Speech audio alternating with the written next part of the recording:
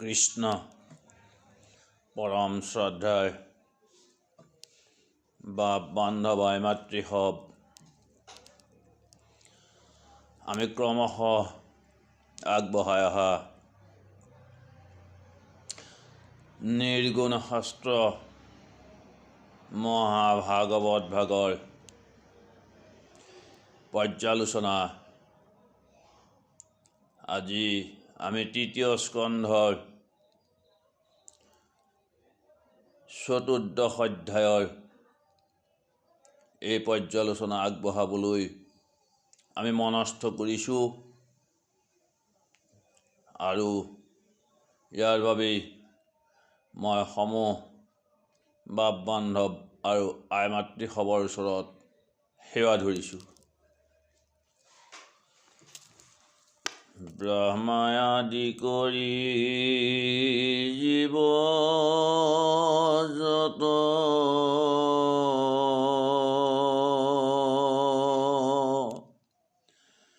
ৰাম ৰাম ৰাম ৰাম ৰাম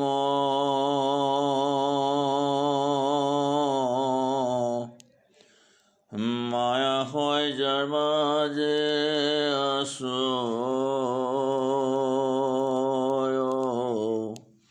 ঘুমতি যায়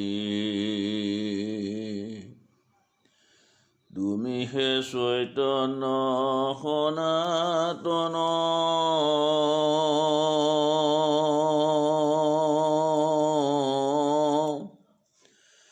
ৰাম ৰাম ৰাম ৰাম ৰাম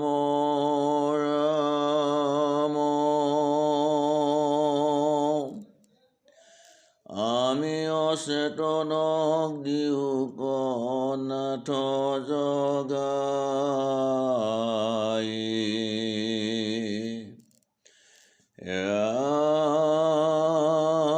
ৰাম আমি অচেতনক দিও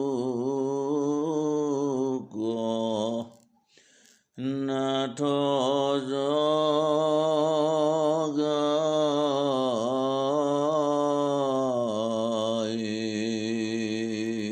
কৃষ্ণ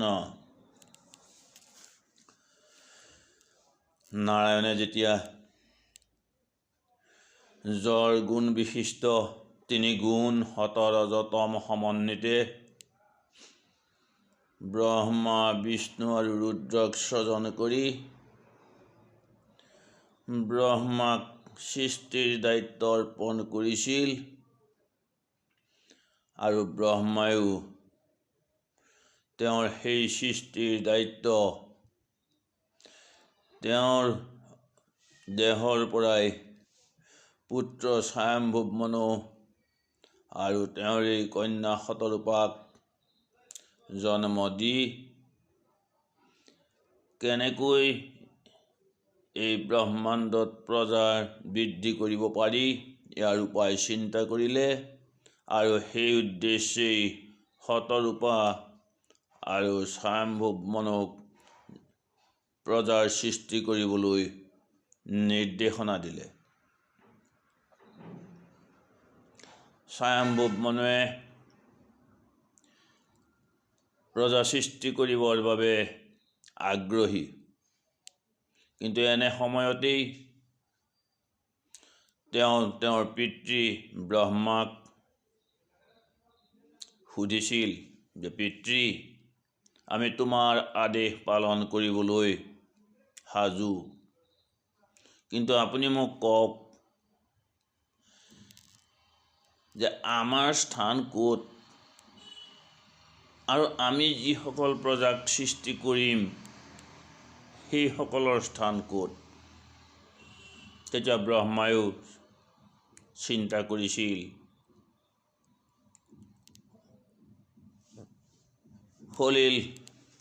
সলিলৰ তলিত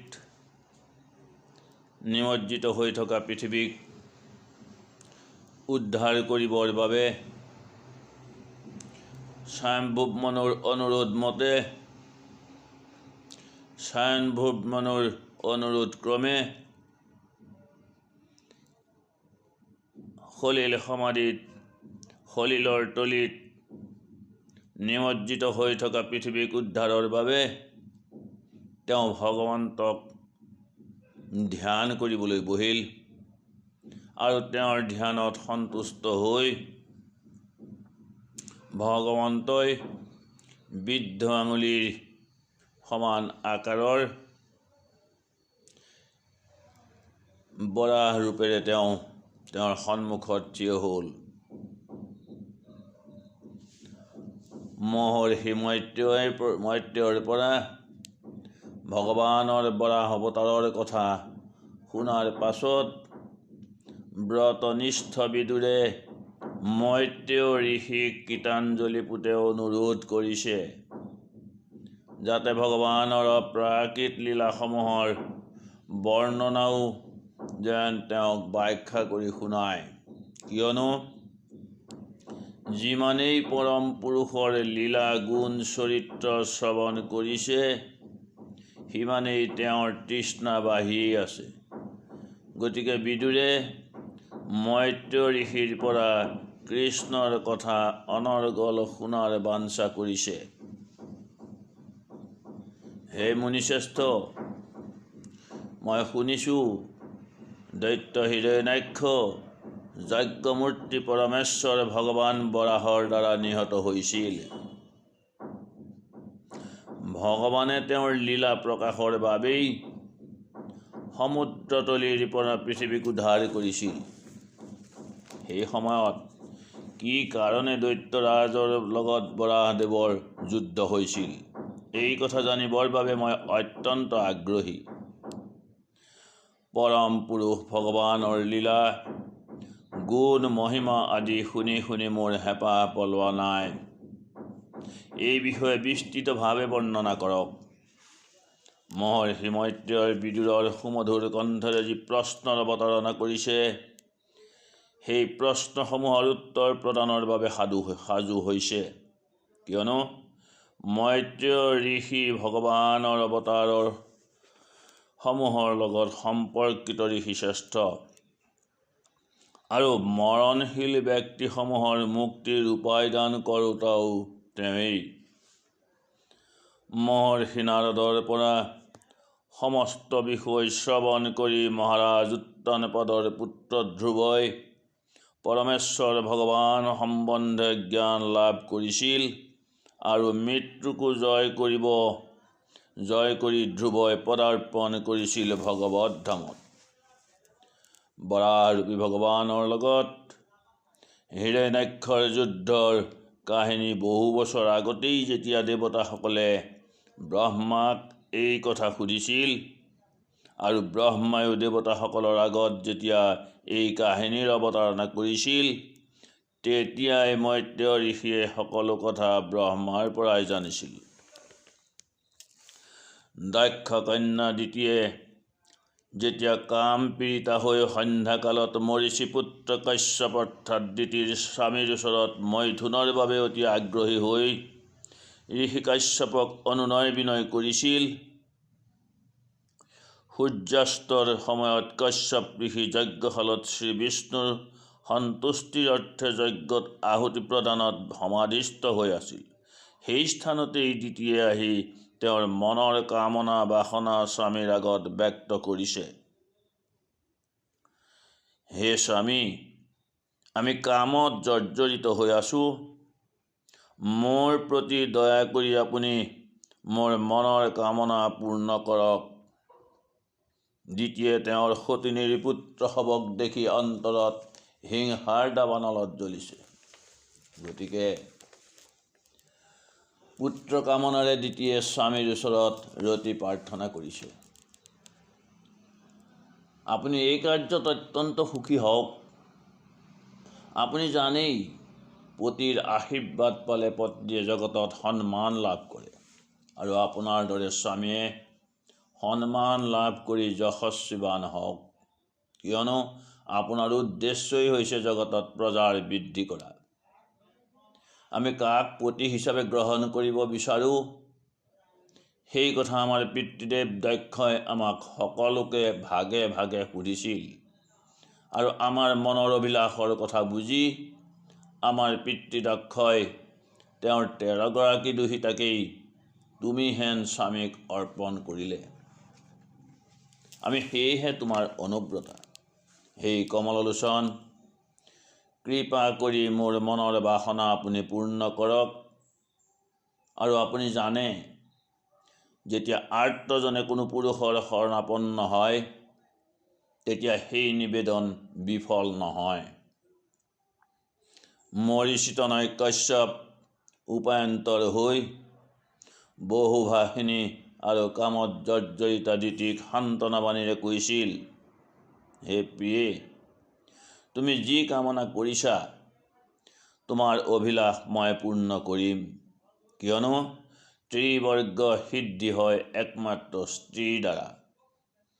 তেন্তে পত্নীৰ কামনা কোনেনো সিদ্ধি নকৰিব? সমুদ্ৰ যেনেকৈ জলযানৰ দ্বাৰা পাৰ হ'ব পাৰি, তেনেকৈ পত্নীৰ সংগত বসতি কৰাৰ মাধ্যমেৰে ভৱ সমুদ্ৰও পাৰ হ'ব পাৰি। এই কাৰ্যত পত্নীসকল পতিৰ ইমানেই সহায় পৰায়ণতা হয়, পতিৰ সমস্ত পবিত্ৰ কাৰ্যকলাপত অংশগ্ৰহণ কৰাৰ ফলতেই পত্নীক পতিৰ অৰ্ধাংগিনী বুলি কোৱা হয়। পত্নীৰ ওপৰতেই সমস্ত দায়িত্ব অৰ্পণ কৰি পতিসকলে নিশ্চিন্ত মনে বিচৰণ কৰিব পাৰে। পত্নীৰ আশ্ৰয়তেই মানুহে ইন্দ্ৰিয়সমূহক জয় কৰিব পাৰে, যিটো অন্যান্য আশ্ৰমীসকলৰ বাবে দুৰ্জয়। কাশ্যপে দিতিক এই বুলি বুজনি দিছে যে মই তোমাৰ দৰে হ'ব নোৱাৰিলোঁ, আনকি জন্মান্তৰেও তোমাৰ ঋণ পৰিশোধ কৰাৰ ক্ষমতা মোৰ নাই। যদিও তোমাৰ ঋণ পৰিশোধৰ ক্ষমতা মোৰ নাই, তথাপি তোমাৰ যি মনস্কামনা অতি শীঘ্ৰেই মই পূৰণ কৰিম। কিন্তু লোকচক্ষুত যাতে আমি নিন্দিত নহওঁ, তাৰ বাবে তুমি কিছু সময় অপেক্ষা কৰিব লাগিব, কাৰণ এই কাল সন্ধ্যা সকলো প্ৰকাৰেই অশুভ, কিয়নো এই সময়ত ভূত প্ৰেত আদি বিচৰণ কৰে। বৃষভ বাহনত ভূতপতি শিৱ সন্ধ্যাকালত ভূতগণ পৰিবেষ্টিত হৈ বিচৰণ কৰে। শিৱৰ নিৰ্মল দেহ ভস্মৰ দ্বাৰা আচ্ছাদিত। শ্মশানৰ ঘূৰ্ণিবায়ুৰ ধূলিৰ প্ৰভাৱত শিৱৰ জটা ধূম্ৰবৰ্ণ। সেইজন শিৱই তেওঁৰ ত্ৰিনয়নৰ দ্বাৰা সকলো দৰ্শন কৰে। ভগৱান শিৱই তেওঁৰ আত্মীয় বুলি কাকো মান্য নকৰে, কিন্তু এনেকুৱাও নহয় যে তেওঁৰ লগত কাৰো সম্পৰ্ক নাই। তেওঁ কাকো আদৰণীয় বা নিন্দনীয় বুলি বিবেচনা নকৰে।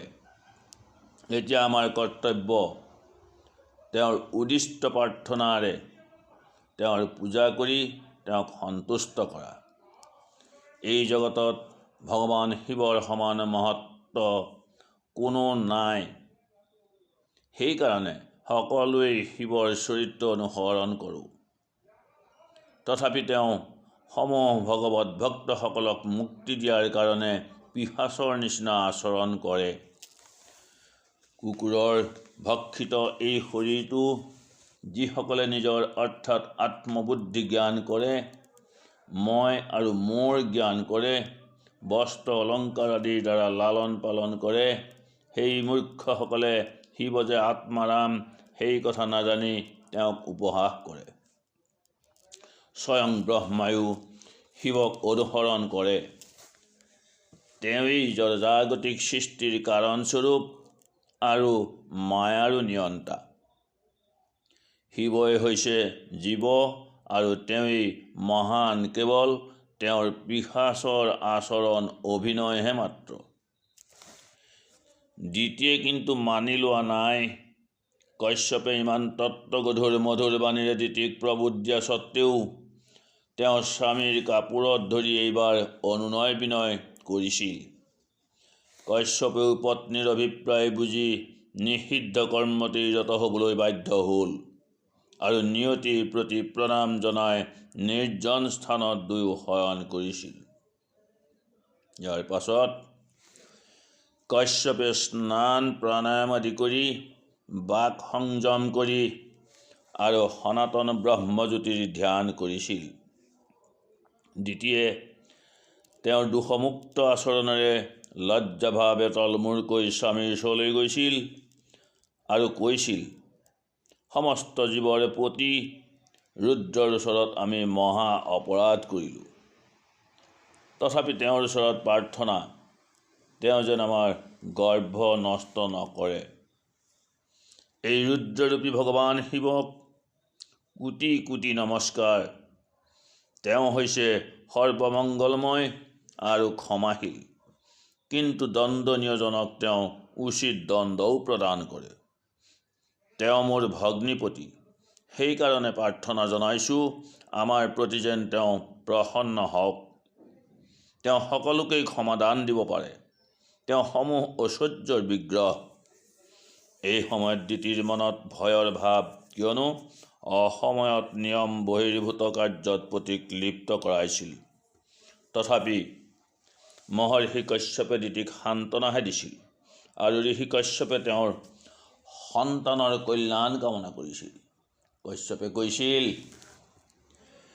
যে দিতি, যিহেতু তোমাৰ চিত্ত দূষিত আছিল, সেয়েহে সেই সন্ধ্যাকাল অপবিত্ৰ সময়তো তুমি মোৰ আদেশ লংঘন কৰিছা, আনকি দেৱতাসকলকো অৱজ্ঞা কৰিছা। সেইকাৰণে আমাৰ সেই সময়তো সকলো ফালৰ পৰাই অশুভ আছিল।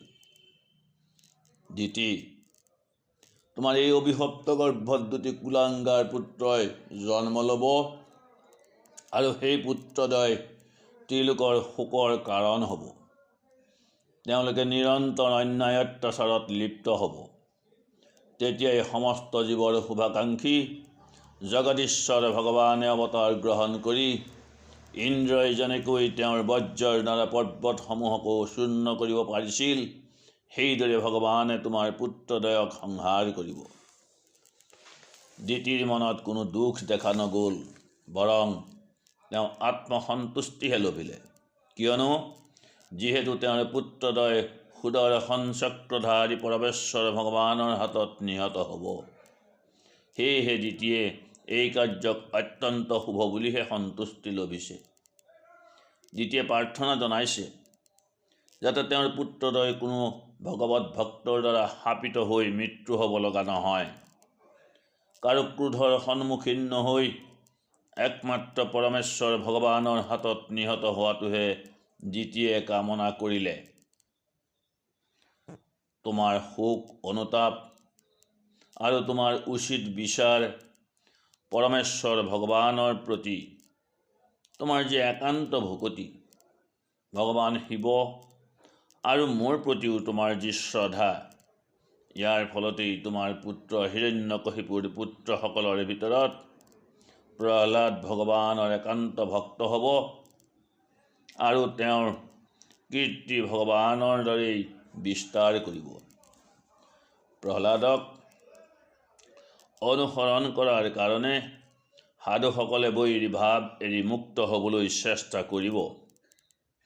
প্ৰহ্লাদৰ দৰেই চৰিত্ৰ লাভ কৰাৰ বাবে চেষ্টা কৰিব। প্ৰহ্লাদৰ প্ৰতি সকলোৱে প্ৰসন্ন হ'ব, কিয়নো ভক্তসকলে ভগৱানৰ বাহিৰে আন কোনো কামনা নকৰে। প্ৰহ্লাদৰ প্ৰতি বিশ্বৰ নিয়ন্তা পৰমেশ্বৰ ভগৱান সদা সৰ্বদা প্ৰসন্ন হৈ থাকিব। প্ৰহ্লাদৰ পৰিপক্ক ভক্তিৰ ফলত চিন্ময় ভাৱত সমাধিত অৱস্থিত হ'ব আৰু এই জড় জগত ত্যাগ কৰাৰ পাছত তেওঁ চিৎ জগতত প্ৰৱেশ কৰিব। প্ৰহ্লাদ হ'ব ধাৰ্মিক, সুশীল আৰু সমস্ত সদ্গুণৰ আধাৰ। পৰৰ সুখত সুখী আৰু পৰৰ দুখত দুখী হ'ব ভক্ত প্ৰহ্লাদ। তেওঁ হ'ব অজাত শত্ৰু। এই বুলি ঋষি কশ্যপে তেওঁৰ পত্নী দিতিক বুজনি দিছে। যেতিয়া দিতিয়ে জানিলে যে তেওঁৰ পুত্ৰদ্বয় পৰম পুৰুষ পৰমেশ্বৰ ভগৱানৰ হাতত নিহত হ'ব আৰু তেওঁৰ এজন পৌত্ৰ হ'ব মহাভক্ত, গতিকে তেওঁ অতি আনন্দিতহে হৈছে। বাপ বান্ধৱ, আই মাতৃসৱ, হিৰণ্যকশিপু আৰু হিৰণ্যাক্ষ দুয়োজনেই পৰমেশ্বৰ ভগৱানৰ হাতত নিহত হ'ব বুলি দিতিৰ পত্নী কশ্যপ মুনিয়ে জনাইছে। যিহেতু ভগৱানৰ অভিশাপতেই বৈকুণ্ঠৰ দুৱাৰৰখীয়া জয় আৰু বিজয়ে দৈত্যকুলত জন্ম লোৱাৰ অভিশাপ চাৰিসিদ্ধৰ দ্বাৰা পাইছিল, আৰু সেই শাপৰ ফলতেই আজি দিতিৰ গৰ্ভত সেই জয় বিজয়ে আহি হিৰণ্যাক্ষ আৰু হিৰণ্যকশিপু ৰূপে জন্ম ল'ব লগা হ'ল। আৰু ভগৱন্তৰ আশ্বাসবাণীৰ ফলতেই তেওঁলোকে মুক্তি লভিব, কিয়নো তেওঁলোকে প্ৰাণ দিব লাগিব একমাত্ৰ ভগৱন্তৰ হাততেই। গতিকে প্ৰভুসকল, আমি এই বিষয়ে আমাৰ পিছৰ পৰ্যালোচনাত আলোচনা কৰিম। আমি আজিৰ পৰ্যালোচনা ইমানতেই সামৰিব বিচাৰিছোঁ। হৰি ৰাম কৃষ্ণ।